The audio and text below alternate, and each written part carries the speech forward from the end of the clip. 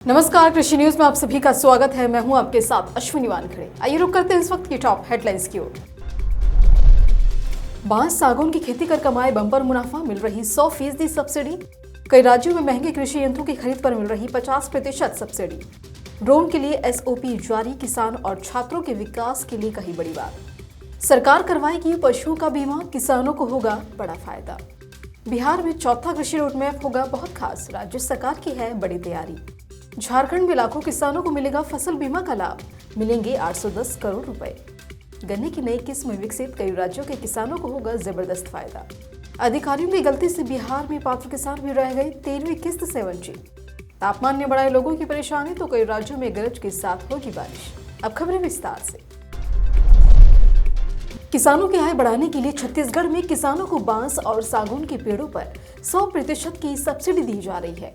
किसानों को मुख्यमंत्री वृक्ष संपदा योजना के तहत किसानों को 5 एकड़ भूमि पर 5000 पौधे लगाने के लिए 100% सब्सिडी मिलेगी, तो वहीं 5 एकड़ से अधिक भूमि पर 50% की आर्थिक मदद भी दी जाएगी। और इसके साथ ही किसानों के अलावा निजी संस्थाएं भी इस योजना का लाभ उठा सकती हैं।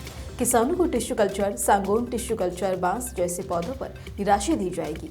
ये वृक्ष जब बड़े हो जाएंगे तो शासन द्वारा इन पेड़ों को निर्धारित समर्थन मूल्य पर क्रय किया जाएगा और इससे किसानों को अपने पेड़ों को बेचने के लिए मार्केट भी नहीं खोजनी पड़ेगी। तो वहीं छत्तीसगढ़ सरकार का ये फैसला किसानों के आर्थिक हालात को बेहतर करने के लिए किया गया है।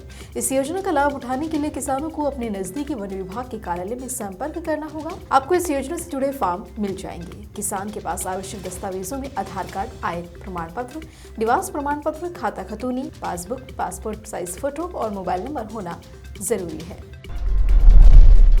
खेती को उन्नत बनाने के लिए केंद्र और राज्य सरकार हर संभव कोशिश कर रही है और खेती को उन्नत और समृद्ध बनाने में आज की आधुनिक तकनीक से लैस कृषि उपकरणों का बहुत बड़ा योगदान है, क्योंकि कृषि उपकरण बहुत अधिक महंगे होते हैं।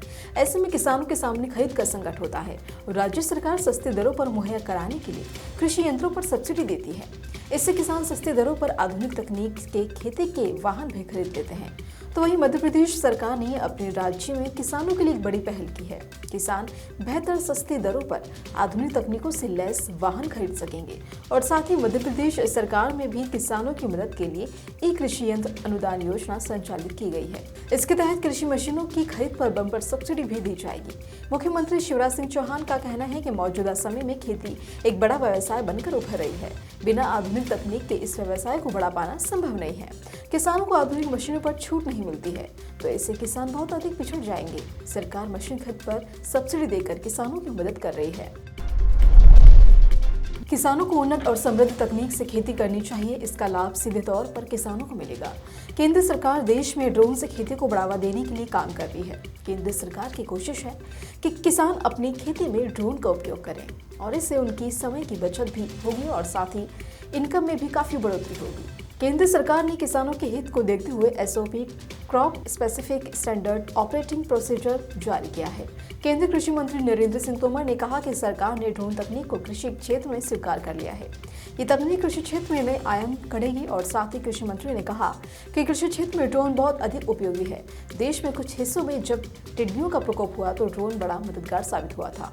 ड्रोन की सारी तकनीक केंद्र सरकार के पास उपलब्ध है। किसानों को इस तकनीक को प्रेरित करने के लिए प्रोत्साहित किया जा रहा है। झारखंड में भी किसानों के पास रहने वाले पशुओं का बीमा किया जाएगा। इसके लिए राज्य सरकार ने एक कदम उठाया है। मुख्यमंत्री हेमंत सोरेन ने बताया कि पशुधन योजना के तहत किसानों के साथ रहने वाले पशुओं का बीमा होगा। पशु हानि होने या किसी तरह की परेशानी होने पर बैंकों से बात कर किसानों को पैसा दिलाया जाएगा। राज्य सरकार की कोशिश राज्य के प्रत्येक पशुपालकों को प्रोत्साहित करने की है और इसका असर भी ग्राउंड लेवल पर दिख रहा है। पशुपालक राज्य सरकार की योजना से जुड़ रहे हैं। झारखंड राज्य में पशुपालन को बढ़ावा देने के लिए झारखंड की राज्य सरकार द्वारा मुख्यमंत्री पशुधन विकास योजना जारी की है। योजना के माध्यम से दुधारू गाय खरीदने, पशुशाला निर्माण, गाय विवाह एवं पशुपालन संबंधित उपकरण के लिए 50% तक सब्सिडी प्रदान की जाएगी।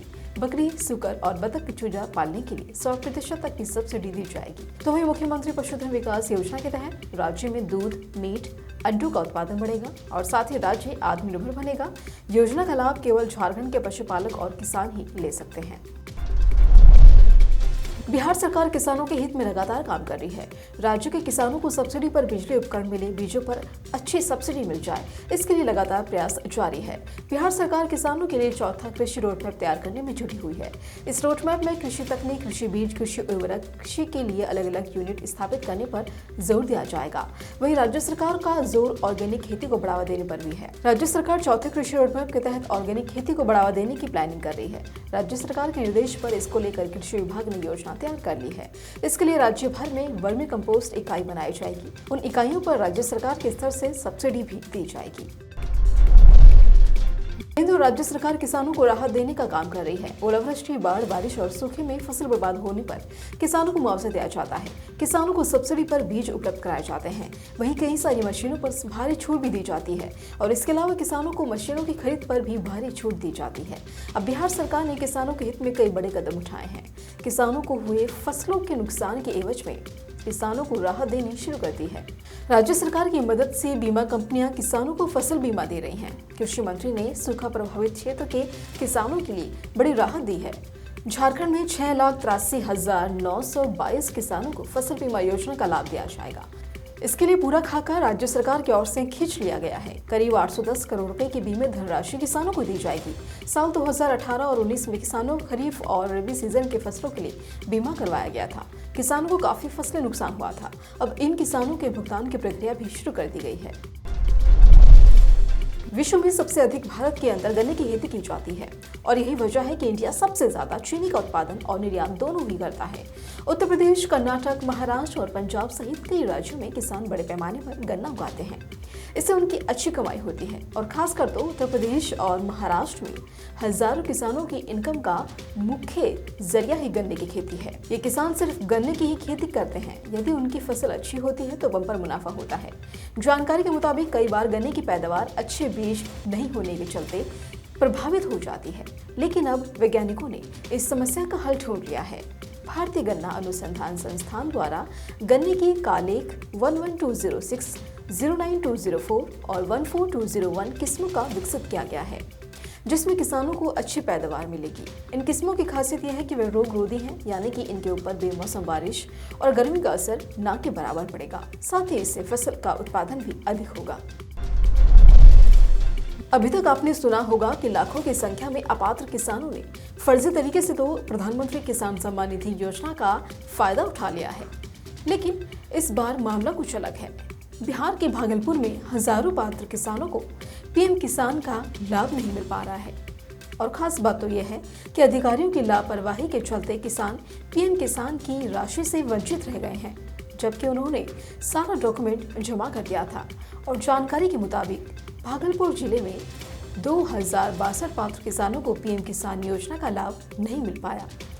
उनके खाते में अभी तक 13वीं किस्त की राशि भी नहीं आई है। तो साथ ही अधिकारियों की लापरवाही के चलते इन किसानों के आवेदन सरकारी कार्यालय में ही पड़े रह गए हैं। उन्हें निष्पादन करने के बाद ऑनलाइन अपलोड नहीं किया गया है। ऐसे में किसानों के खाते में पीएम किसान की राशि नहीं आई है। इनमें से कई किसान पहले पीएम किसान का लाभ उठा चुके हैं। हालांकि डीएम ने मामले का निपटारा करने का आदेश दे दिया है और इसके बाद भी प्रखंड अधिकारी मामले को निपटाने की कोशिश नहीं कर रहे हैं। बीते दिनों डीएम सुब्रत कुमार सेन ने सभी लंबित आवेदनों के निपटारा जल्द करने का आदेश दिया था, लेकिन इसके बाद भी अधिकारियों ने कोई काम नहीं किया। कृषि विभाग के मुताबिक एग्रीकल्चर कोऑर्डिनेटर स्तर पर 925, डीएम स्तर पर 99 और सीओ स्तर पर अभी तक 1038 आवेदन लंबित पड़े हुए हैं। भारत में पिछले कुछ दिनों से मौसम में उतार चढ़ाव देखने को मिल रहा है।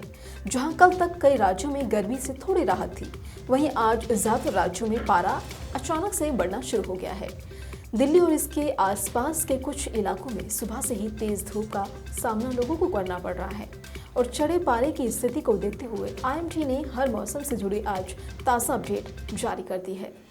आपको बता दें कि मौसम विभाग ने अनुमान लगाया है कि आज देश के कई मैदानी इलाकों में हीटवेव की संभावनाएं हैं। तो वहीं गंगे पश्चिम बंगाल में 10 दिनों के बाद, बिहार में 7 दिनों के बाद हीटवेव की स्थिति कम हुई है और 5 दिन के बाद ओडिशा से फिर से हीटवेव को लेकर चेतावनी जारी कर दी गई है। इसी तरह की खबरों के लिए जुड़े रहिए कृषि जागरण के साथ। धन्यवाद।